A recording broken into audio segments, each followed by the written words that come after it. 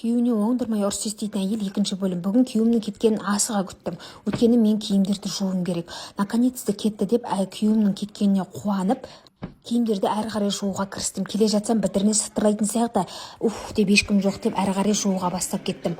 Сіздердің айтуларыңыз бойынша ыстық суға порошок салып қайнат деген екенсіздер. Соларыңызды орындайын деп бүгін бар үмітім сода. Сіздердің айтуларыңызбен бүгін сол суды қайнатып, бүгін әрі күтіп, бері күтіп, ішімдегі уайымым соның бояуы кете ма деген, әлде новый футболка ала салсам ба деген.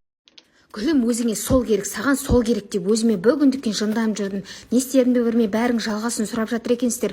Әрі ойланып, бері ойланып, не істеп, қалай айтарымды күйеуіме, қалай айтарымды білмей, не істерімді білмей, ақырғанда далада кірлерді жинап шықтым. Үйге әкеліп оны жинайын деп едім, қош деп басым ауырып кетті.